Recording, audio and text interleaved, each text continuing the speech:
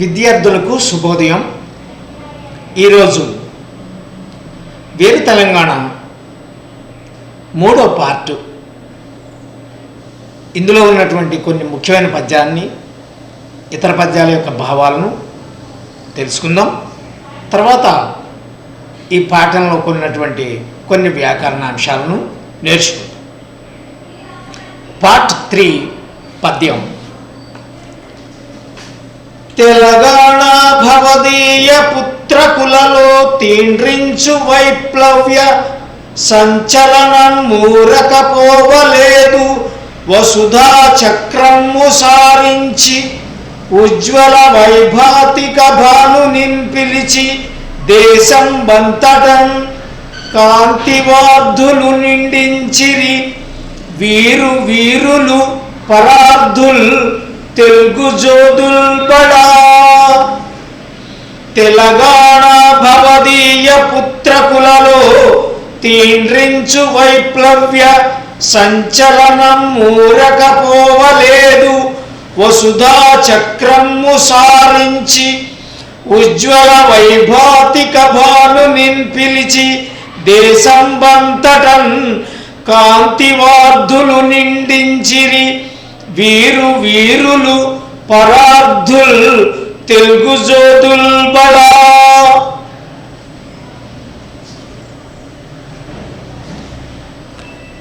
తెలంగాణ అమ్మా తెలంగాణ భవదీయ నీ యొక్క పుత్రకులలో పిల్లలలో తీండ్రించు ప్రకాశించు వైప్లవ్య విప్లవాత్మకమైన సంచలనము కదలిక ఊరకపోవలేదు, ఊరికే పోలేదు.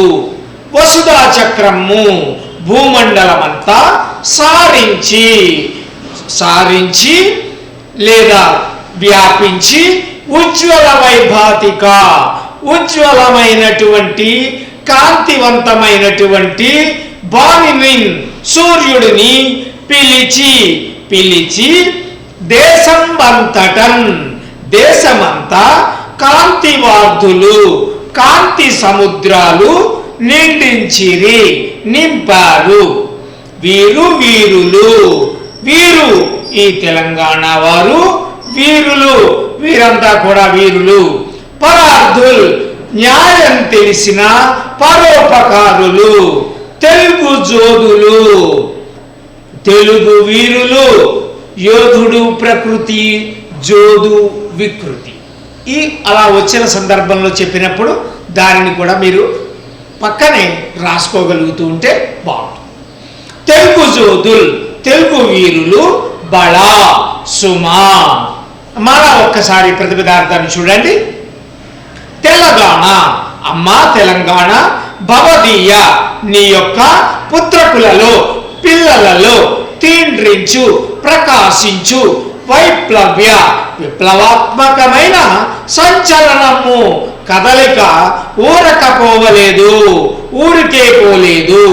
వసుధా చక్రము భూమండలమంతా సారించి వ్యాపించి ఉజ్వల వైభాతిక ఉజ్వలమైన లేదా కాంతివంతమైన భానుని సూర్యుడిని పిలిచి దేశం అంతటం దేశమంతా కాంతివార్ధులు కాంతి సముద్రాలు నింపారు. వీరు వీరులు వీరంతా వీరులు. పరార్థుల్ న్యాయం తెలిసినటువంటి పరోపకారులు. తెలుగు జోదులు వీరంతా తెలుగు వీరులు. బళా సుమా. అమ్మా తెలంగాణ నీ పిల్లల్లో ప్రకాశించే విప్లవాత్మకమైన కదలిక ఊరికే పోలేదు. భూమండలాన్నంతా సవరించి భూమండలాన్నంతా వ్యాపించి ఉజ్వలమైన కాంతివంతమైన సూర్యుడిని పిలిచి దేశమంతా కొత్త కాంతి సముద్రాలు నింపారు. వారంతా వీరులు, యోధులే కాదు, న్యాయం తెలిసిన పరోపకారులైన కొత్త వీరులు సుమా. అంటే వీళ్ళలో విప్లవం వచ్చింది. భూమండలం అంతా అంటే ఈ తెలంగాణకి సంబంధించినటువంటి ఈ భూమి అంతా కూడా ఉజ్వలమైనటువంటి కాంతివంతమైనటువంటి సూర్యుడిని పిలిచి, అంటే వెలుగు అందరినీ కూడా, ఇక్కడ ప్రజలందరినీ కూడా పిలిచి కొత్త కాంతి సముద్రాలు నింపారు. అంటే సముద్రాలు నింపడం అంటే సముద్రంలా వీరంతా కూడా వ్యాపించారు అని. వాళ్ళంతా వీరులు, యోధులే కాదు, వీరు న్యాయం తెలిసినటువంటి వారు, పరోపకారులైనటువంటి వాళ్ళు, తెలుగు వీరులు అనేటువంటి అంశాన్ని ఈ పద్యభావంలో చెప్పడం జరిగింది. ఇది చుక్క గుర్తు కలిగినటువంటి పద్యం కాబట్టి దీనిని కూడా జాగ్రత్తగా నేర్చుకోవాల్సిన అవసరం ఉంది. తర్వాత మామూలు పద్యంగా ఉంది. దీని యొక్క భావాన్ని మనం నేర్చుకోగలిగితే సరిపోతుంది. చూద్దాం. మత పైశాచి వికార దంష్ట్రికలతో మా భూమి లంఘించి మా కుతుకల్ కోసెడి వేళ కూడా ఎటు దిక్కున్ తోసకున్నప్పుడు బ్రతుకే దుర్భరమైన అప్పుడును ఆంధ్రత్వము పోనాడలేదు తుదిన్ గెల్చితిమమ్మ యుద్ధమున రుద్రుల్ మెచ్చనాంధ్రాంబిక. మత పైశాచిక వికార దంష్ట్రికలతో మా భూమి లంఘించి మా కుతుకల్ కోసడి వేళ కూడా ఎటు దిక్కున్ తోచకున్నప్పుడు బ్రతుకే దుర్భరమైన అప్పుడును ఆంధ్రత్వము పోనాడలేదు తుదిన్ గెల్చితిమమ్మ యుద్ధమున రుద్రుల్ మెచ్చనాంధ్రాంబిక. ఈ భావం ఇది స్టార్ గుర్తు పోయం కాదు కాబట్టి దీని యొక్క ప్రతిపదార్థం మనకి నేర్చుకోని అవసరం లేదు. భావం మనకి ప్రశ్న జవాబులకు అవసరం కాబట్టి భావాన్ని చూద్దాం. అమ్మ అంటే తెలంగాణ తల్లి, మతం అనే పిశాచి తన క్రూరమైన కోరలతో మా నేలను ఆక్రమించి మా గొంతులు కోస్తున్నప్పుడు, ఏ దుక్కు తోచనప్పుడు, బ్రతకడమే భారమైనప్పుడు తెలుగుదనాన్ని కోల్పోలేదు. యుద్ధరంగంలో రుద్రాదులు మెచ్చేటట్లు చివరికి విజయాన్ని సాధించాం. మతం అనేటువంటి పిశాచి ఇక్కడ అంటే మన దేశాల్లో కానీ రాష్ట్రాల్లో కానీ మతాలు అనేటువంటివి ఎక్కువ పెద్దపీట వేయడం, ఇబ్బంది పెడుతూ ఉండడం. అలా మతం అనేటువంటిది క్రూరమైన కోరలతోటి మా నేలను ఆక్రమించి, అంటే ఈ తెలంగాణను ఆక్రమించి మా గొంతులు కోస్తున్నప్పుడు, బాధ పెడుతున్నప్పుడు, అంటే ఇక్కడ ఉండేటువంటి తెలంగాణ ప్రజలను బాధ పెడుతున్నప్పుడు, వాళ్లకు ఏ దిక్కు తోచనప్పుడు, అలాగే బ్రతకడమే భారమైనప్పుడు, అంటే ఆ తెలంగాణ యొక్క ప్రజలకు ఉనికి లేకుండా చేస్తూ ఉన్నప్పుడు అయినా కూడా తెలుగుదనాన్ని కోల్పోలేదు. అంటే మేం కూడా తెలుగు వాళ్ళమే, కానీ మాకు స్వేచ్ఛా వాయువులు లేవని, స్వేచ్ఛా స్వాతంత్రాలు లేవని, తెలంగాణ వీరులుగా తెలంగాణ ప్రజలుగా గుర్తించడం లేదని, మాకు తగినటువంటి అవకాశాలు రావడం లేదని అని వీళ్ళు బాధపడుతున్నప్పటికీ తెలుగుదనాన్ని కోల్పోలేదు. మేము తెలుగు వాళ్ళమే, మాది తెలుగు అని వీళ్ళు యుద్ధరంగంలో రుద్రాదులు మెచ్చేటట్లు,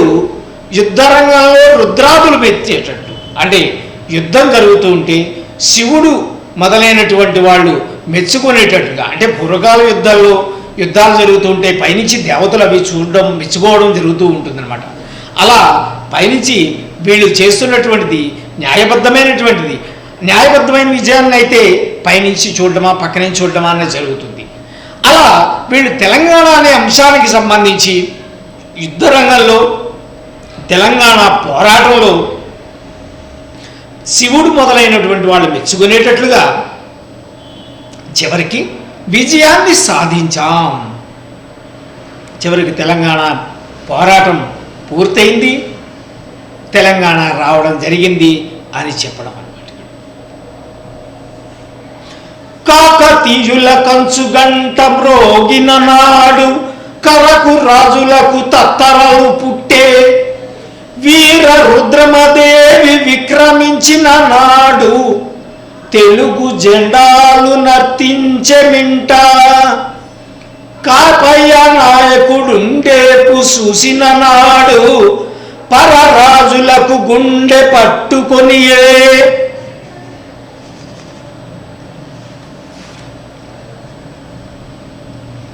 చాళుక్య పశ్చిమాశా పాలనమ్మున కళ్యాణ గంటలు గణగణమని నాడు నేడును తెలంగాణ మోడలేదు శత్రువుల దొంగదాడికి శ్రవణాభ్రమటుల గంభీర గర్జాట్టహాసమలర నా తెలంగాణ పోవుచున్నది పథాన. ఇందులో ఈ భావం ఇక్కడ కాకతీయ రాజు కంచుగంట మ్రోగినప్పుడు దుర్మార్గులైన శత్రురాజులు కలవరపడ్డా. కాకతీయులు, రుద్రమదేవి, అక్కడ ప్రతాపరుద్రుడు, ఇలాంటి వాళ్ళందరూ కాకతీయ రాజ్యాన్ని పరిపాలించారన్నమాట. అక్కడ కంచుగంట మ్రోగినప్పుడు, కంచుగంట అంటే యుద్ధ ప్రారంభానికి సంబంధించి మ్రోగుతూ ఉంటుంది. దుర్మార్గులైన శత్రురాజులు కలవరపడ్డారు అంటే ఎవరైతే చెడు తలంపుతో ఉండేటువంటి రాజులు ఉంటారో వాళ్ళు ఈ కాకతీయ రాజులు అంటే చాలా భయం, వాళ్ళు కలవరపడ్డారట గంట మోగ్గానే. రుద్రమదేవి పరాక్రమించినప్పుడు తెలుగు జెండాలు ఆకాశాన్ని రెపరెపలాడాయి. రుద్రమదేవి పరాక్రమించినప్పుడు తను యుద్ధానికి బయలుదేరుతున్నప్పుడు తెలుగు జెండాలు ఆకాశంలో రెపరెపలాడాయి, ఎగిరాయి. కాపయ్య నాయకుడు తన విజృంభణం చూపించినప్పుడు శత్రురాజులకు గుండెలు ఆగిపోయాయి. కాపయ్య నాయకుడు ఈయన కూడా ఓరుగల్లుకు సంబంధించినటువంటి అతను. చాళక్య రాజులు పశ్చిమ దిక్కున పరిపాలన చేసేటప్పుడు మంగళకరమైన జయధ్వనులు మోగాయి. చాళుక్య వంశరాజులు పశ్చిమంలో పడమర దిక్కున పరిపాలన చేస్తూ ఉంటే మంగళకరమైన జయధ్వనులు మోగాయట. నాటి నుంచి నేటి వరకు తెలంగాణ శత్రువుల దొంగ దెబ్బలకు ఓడిపోలేదు. అప్పటి నుంచి ఇప్పటికీ కూడా ఈ తెలంగాణ శత్రువులు ఎన్నో రకాలుగా ప్రయత్నం చేస్తున్నప్పటికీ కూడా వాళ్ళ దొంగ దెబ్బలకి ఏమాత్రం కూడా ఇది ఓడిపోలేదు. శ్రావణ మాసంలోని మేఘం మాదిరిగా గంభీరమైన గర్జనలు అలరాడుతుండగా తెలంగాణ ముందుకు సాగుతూనే ఉన్నది. శ్రావణ మాసంలో మేఘాలు కమ్ముకుంటూ ఉంటాయి, గర్జిస్తూ ఉంటాయి, గట్టిగా ఉరుములు మెరుపులతో ఉంటాయి. ఆ రకంగా గంభీరమైన గర్జనలు అలరారుతుండగా నా తెలంగాణ ముందుకు సాగుతూనే ఉన్నది. తెలంగాణ కోసం వీరందరూ గంభీరమైనటువంటి పోరాటం చేస్తూనే ఉన్నారు. ఆ పోరాటం అలా ముందుకు సాగుతూనే ఉంది అని ఈ రకంగా ఈ తెలంగాణ వీర తెలంగాణ అనేటువంటి పాటల్లో మనకి చెప్పడం జరిగింది. ఇందులో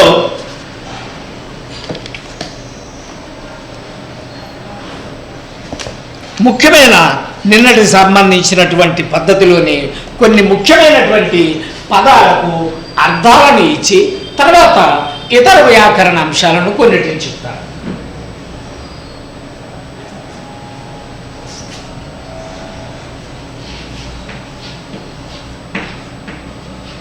దంష్ట్రికలతో,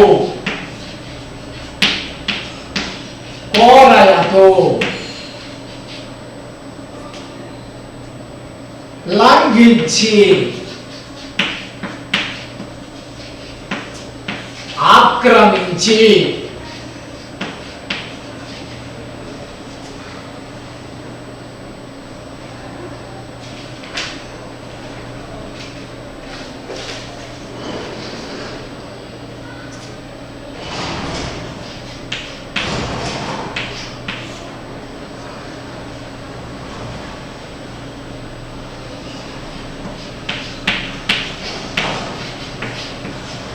శివుడు, రుద్రుడు శివుడు,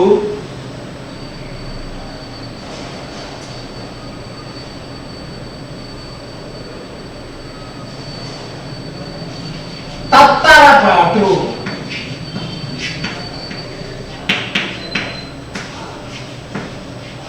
గగు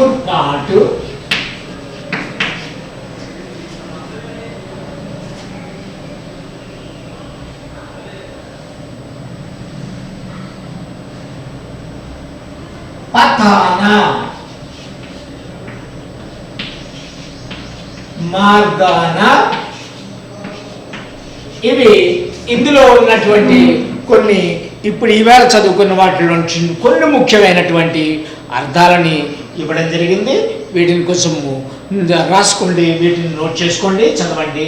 వీటి మీద మనము మీకు వర్క్షీట్స్ ఇచ్చినప్పుడు ఈ అర్థాలు వీటి మీద కూడా కొన్ని వర్క్షీట్స్ని ఇవ్వడం జరుగుతుంది అన్నమాట. తర్వాత ఇందులో ఉండేటువంటి కొన్ని వ్యాకరణ అంశాలను కూడా చెప్తాను.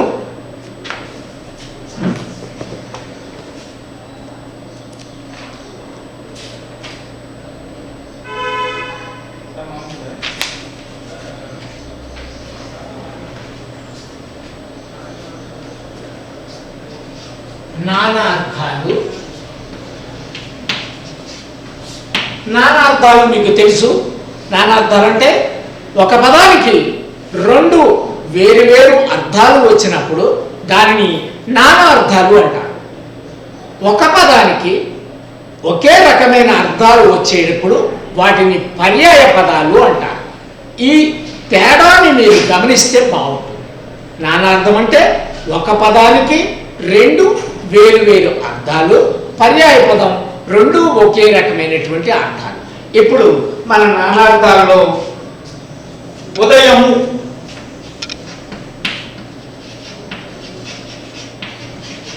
ఉదయము అన్నప్పుడు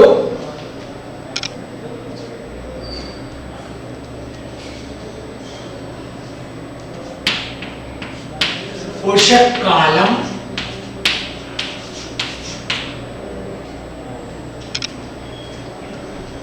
ఉన్నతి, పొడవు. ఇవి మూడు ఇక్కడ. ఉషకాలం అంటే ఉషోదయం అంటే తెల్లవారుజామున మనం అంటాం చూడండి, అది. అలాగే ఉన్నతి, ఉన్నతి అంటే గొప్పగా, పొడవు. ఈ మూడు రకాలైనటువంటి అర్థాలు ఇచ్చాయన్నమాట. అలా ఇచ్చినప్పుడు దీనిని నానా అర్థాలు అంటారు. అలాగే ఆశ, దీనికి కోరిక, దిక్కు అనేటువంటి రెండు వేరు వేరు అర్థాలు ఉన్నాయి. ఆశ అంటే కోరిక, వీడికి బాగా ఆశ ఎక్కువ అంటాం అనమాట, అంటే అది కోరిక అనమాట. ఆశ అంటే దిక్కు అనేటువంటి మరొక అర్థం కూడా ఉంది. అలా వచ్చినప్పుడు దీన్ని నానార్థం అంటూ ఉంటాం అన్నమాట. అలాగే అభ్రము, అభ్రము అంటే ఆకాశం అనేటువంటిది ఒక అర్థం, బంగారం,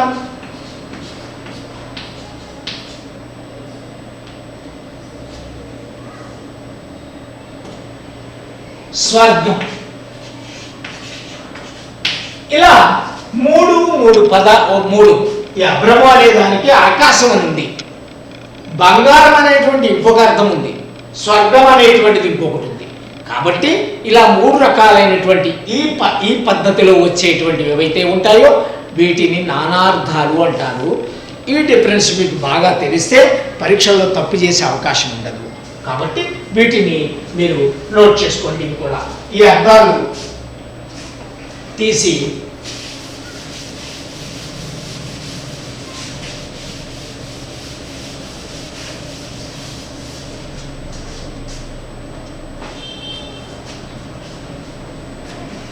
ఇక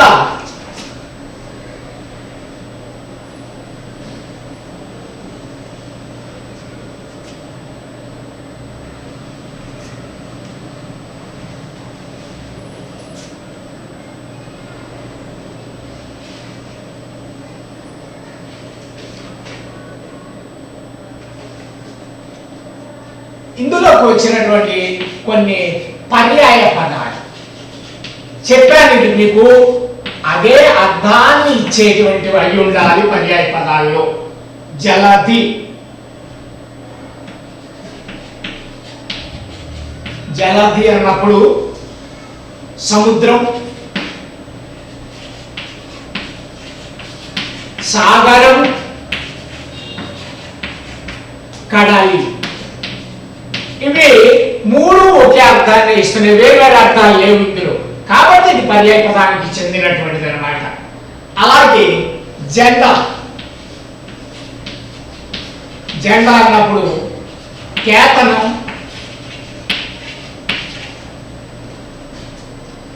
ధ్వజం, పతాకం.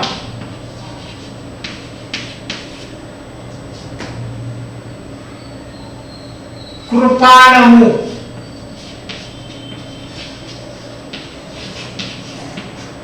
అసి, కత్తి, ఖడ్గము.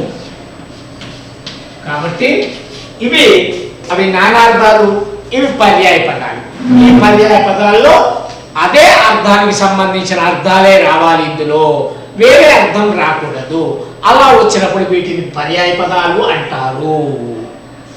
నౌ ఇప్పుడు ఇందులో ఉండేటువంటి కొన్ని సందులను గురించి తెలుసుకుందాం.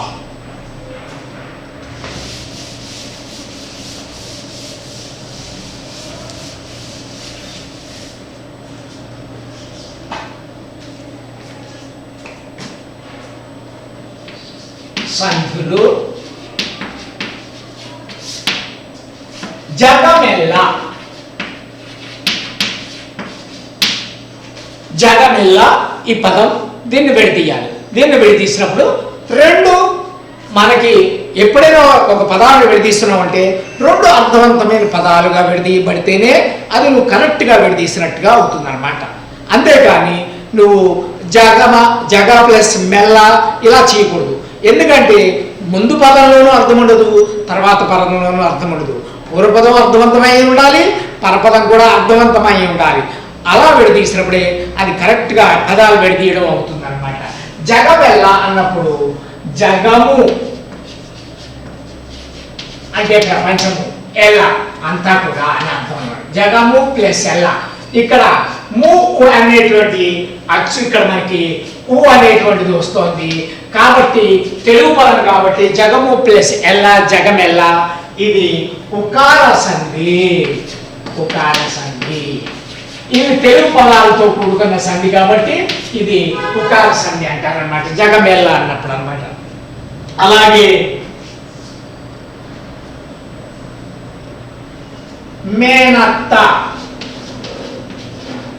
మేనత్త అన్నప్పుడు మేనా ప్లస్ అత్త. ఇక్కడ ఆ ఉంది కాబట్టి ఇది అకార సంధి.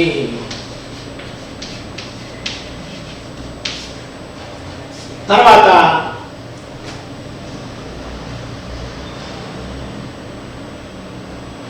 దిశాంచలము,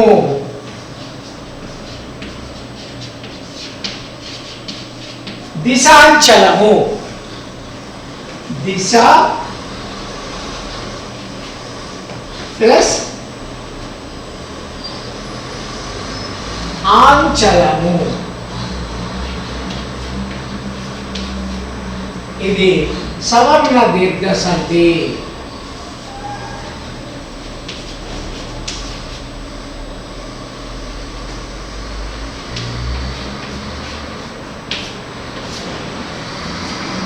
ఇది సవర్ణ దీర్ఘ సంధి. సవర్ణ దీర్ఘ సంధిలో ఏంటంటే అకారం ఆ ఈ వర్లకు అవ్యస్తుల పరమైన వారి దీర్ఘము ఏకాదేశమగును. దిశ ఇక్కడ అకారము. ఇక్కడ కూడా అకారానికి ఏదైనా కానీ ఆ కానీ ఏదైనా ఉంటుంది. అలా ఉన్నప్పుడు వారి యొక్క దీర్ఘం ఏకాదేశం అవుతుంది, అంటే ఒకటిగా అవుతుంది. అలా అయినప్పటికీ సవర్ణ దీర్ఘ సంధి అవుతుంది. కాబట్టి ఇక్కడ 3 సంధుల్ని మీకు ఇవ్వడం జరిగింది. ఉకార సంధి, అకార సంధి, అవి తెలుగు సంధులు. సవర్ణ దీర్ఘ సంధి ఇది సంస్కృత సంధి. ఇది సంస్కృత పదాలు అన్నమాట. దిశ అంచలము, దిశ ప్లస్ ఆంచలము, దిశాంచలము. తర్వాత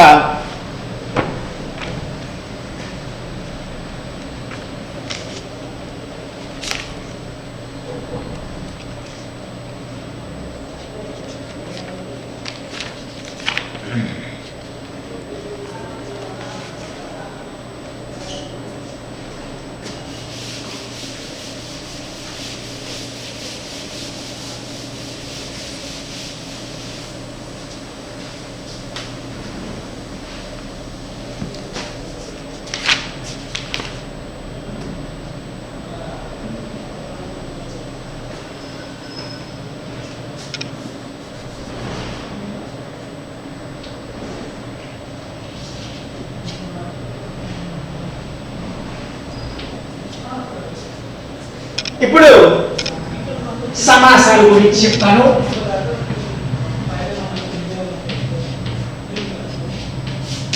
సమాసాలు ఇక్కడ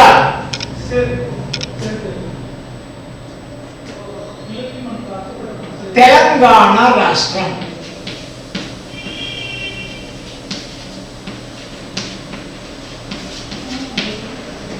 తెలంగాణ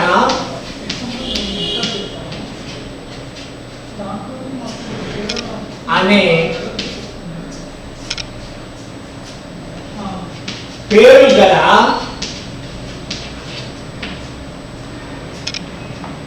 రాష్ట్రం. ఇది సమాస పదం తెలంగాణ రాష్ట్రం. ఇది తెలంగాణ అనే పేరు గల రాష్ట్రం. ఇది విగ్రహవాక్యం. దీని సమాసం సంభావన పూర్వపద కర్మధారయ సమాసము. సంభావన పూర్వపద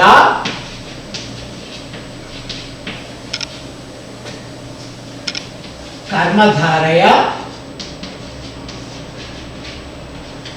సమాసము.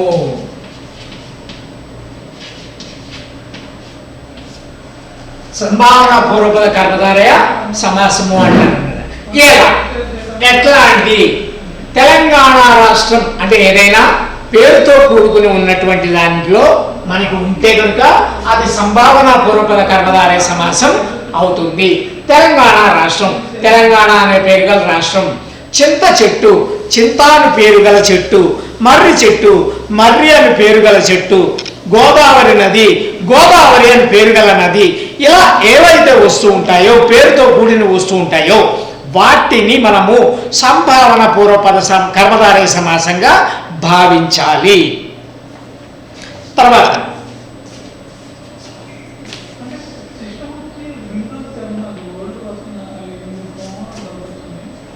కాకతీయుల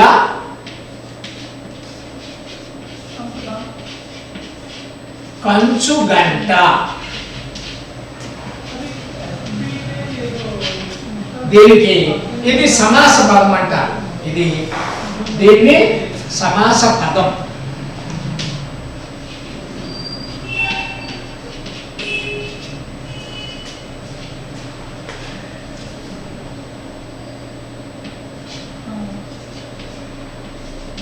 కాకతీయుల యొక్క కంచుగంట. ఇది విగ్రహవాక్యం.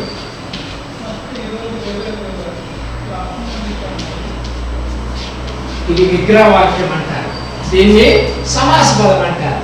ఇంకా దీనికి యొక్క అనేటువంటి ఉంది కాబట్టి దీన్ని షష్ఠీ తత్పురుష సమాసము.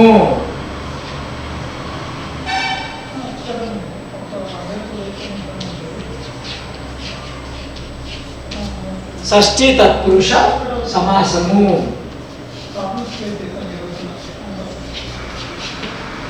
ఇవి అంటే విభక్తులకు సంబంధించినటువంటి సమాసం. ఇది కాకతీయుల కంచుగంట, కాకతీయుల యొక్క కంచుగంట, కీ కు యొక్క లోపల అనేటువంటి విభక్తి ప్రత్యయాలు కనుక వస్తే దాన్ని మనము షష్ఠీ తత్పురుష సమాసంగా భావించాలి.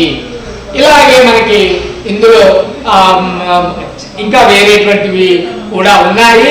అలాంటివి వీటన్నిటినీ కూడా మనము నేర్చుకోవాల్సింది. తర్వాత ఇక ఇందులో ఒక ముఖ్యమైనటువంటి ఒక చక్కటి అలంకారం ఒకటి వచ్చింది. ఆ అలంకారాన్ని నేర్చుకుంటే ఈ పాఠానికి మనము స్వస్తి పలకవచ్చు. తర్వాత ఫిజికల్గా మనం క్లాసులకు వచ్చిన రోజుని మనము ఇందులో ఉండేటువంటి ఇతర అంశాలన్నింటినీ కూడా మనం నేర్చుకోవడానికి వీలు.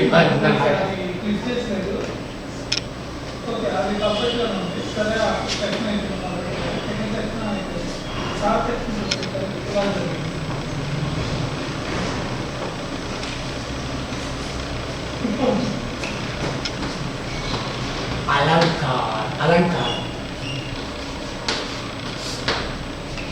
ఇప్పుడు అసలు అలంకారాలు మనకి పాఠాల్లో ముఖ్యంగా 8, 9, 10 తరగతుల్లో అలంకారాలు అనేటువంటివి మనకి బాగా వస్తూ ఉంటాయి.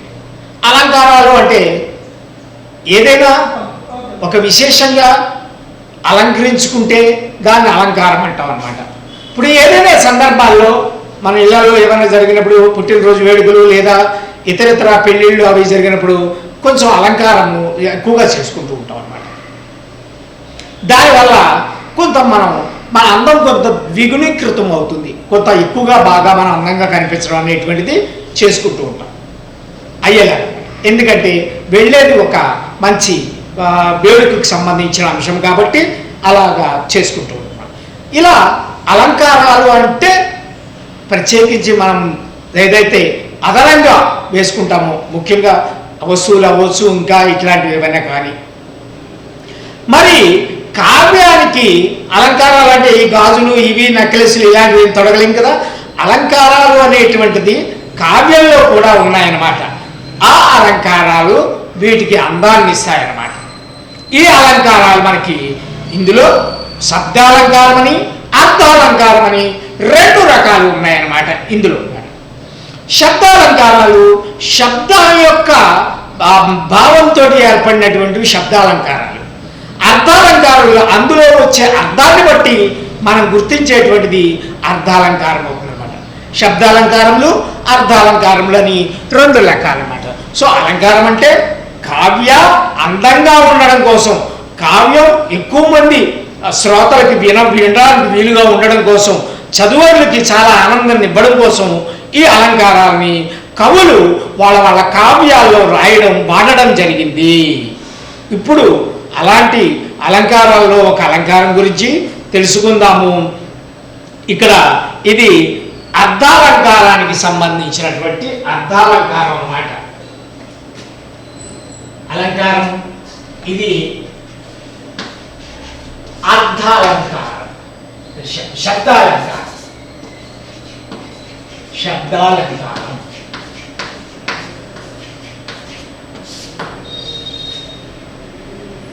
ఇప్పుడు చేకానుప్రాస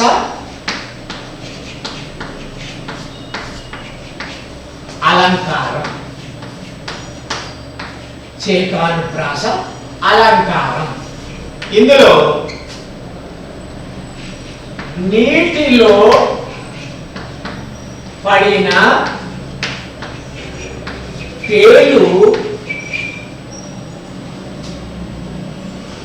తేలుతదా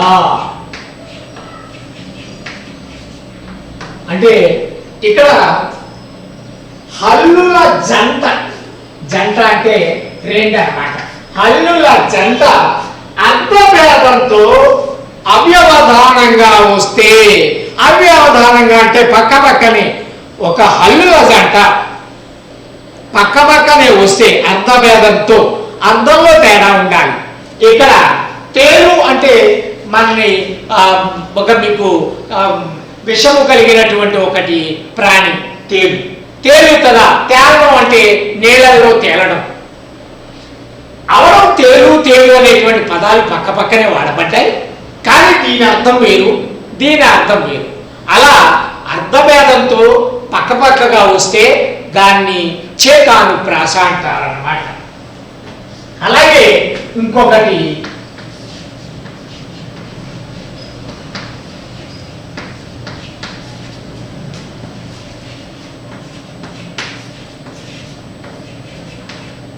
అరటి తొక్క రాదు. అరటి తొక్క రాదు. ఇక్కడ అరటి తొక్క మీకు తెలుసు, అరటి పండు యొక్క తొక్క పైనుండేటువంటిది, అది ఒలిచి పడేసాం, పండు తింటూ ఉంటాం.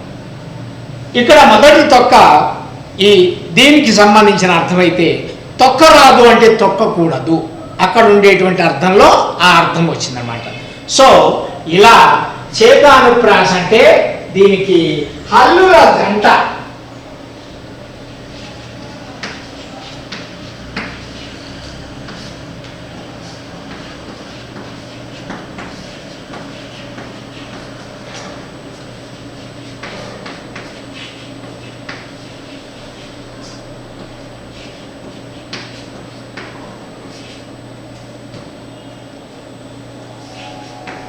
అది చేకానుప్రాస.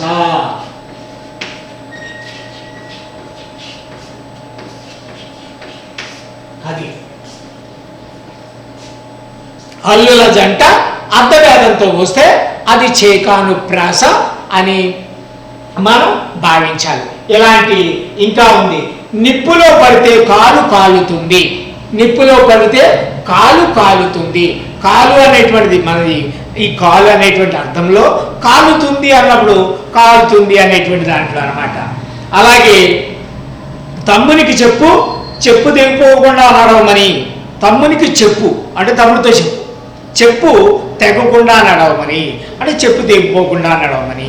ఇలాంటి ఉదాహరణలు అంటే ఏం లేదు, వెరీ సింపుల్. అర్ధభేదంతో రెండు హల్లుల యొక్క జంట అంటే రెండు హల్లులు అనమాట. అదే వేరు వేరు అర్థాలతో పక్క పక్కనే వస్తే దానిని చేకానుప్రాస అంటారు. ఈ విషయాన్ని బాగా గుర్తుపెట్టుకోవాలి. 10వ తరగతి విద్యార్థులకి చాలా ముఖ్యమైనటువంటి అలంకారాల్లో, శబ్దాలంకారాల్లో ఇది కూడా ఒక ముఖ్యమైనటువంటి అలంకారం. ఇది చేకానుప్రాస అలంకారం. కాబట్టి ఈ అలంకారాన్ని మీరు ఇచ్చినటువంటి ముఖ్యంగా గ్రామరు అది అన్నమాట. అలాగే 3 స్టార్ పోయిమ్స్ ఉన్నాయి. ఈ మూడిటికి సంబంధించినటువంటి భావాలు మీరు ముఖ్యంగా పదార్థం నేర్చుకుంటే ఆ భావం అది వచ్చినట్టే, పక్కనున్నవన్నీ రాసుకుంటే అదే మీరు అన్నమాట. మీ దగ్గర అన్ని పుస్తకాలు ఉన్నాయనే భావిస్తున్నాను. ఒకవేళ మీకు అలాంటి విసులుబాటు లేదు అనుకుంటే నా ఈ ఫోన్ నెంబర్కి మీరు పెడితే మీకు వాట్సాప్కి నేను తీసి దాన్ని పలానా క్లాస్ టీచర్కి పెట్టి మీకు ఆ పద్యం యొక్క ప్రతిపదార్థాన్ని మీకు పెట్టడానికి నేను ప్రయత్నం చేస్తాను. ఇలాగే వీటిని నేర్చుకోండి. తర్వాత ముఖ్యమైనటువంటి పాఠం వెళ్తూ ఉంటాను. దీని తర్వాత వీర తెలంగాణ తర్వాత కొత్త పాట అనేటువంటి వస్తుంది. ఇది పూర్తి తెలంగాణ మాండలికంలో ఉండేటువంటి పాఠం. అది కూడా చాలా అంటే ఒక 40-50 ఏళ్ల కిందట తెలంగాణలో వాడబడినటువంటి మాండలికం ఇది ఈ పాఠంలో ఉంది. చాలా క్లిష్టమైనటువంటిది. దాన్ని ఫిజికల్గా మనం క్లాస్కి అటెండ్ అయినప్పుడు అది ఆగస్టు కానీ సెప్టెంబర్ కానీ అక్టోబర్లో కానీ నేర్చుకోవచ్చు. దాని యొక్క భావాన్ని ప్రత్యేకించి మీకు తర్వాత చెప్పబోయేటువంటి దాంట్లో ఉండేటువంటి వృత్తాన్ని, ఇతివృత్తం ఏమిటి అనేది చెప్తాను. పాఠం అది చాలా క్లిష్టమైన పాఠం. అది చాలా తెలంగాణ పదాలతో కూడుకుని ఉన్నటువంటిది. మొత్తం యాస భాష అంతా కూడా అదే. సో నెక్స్ట్ కమింగ్ లెసన్ కొత్త పాట ఒక పీరియడే ఉంది దానికి కేటాయించినటువంటిది. తర్వాత మనం తప్పనిసరిగా క్లాసులో వచ్చినప్పుడు అలాంటివి చూసుకుందాం, అక్కడ నేర్చుకుందాం. ఈ రోజుకి సెలవు. వీటిని మీరు నేర్చుకుంటూ ఉండండి.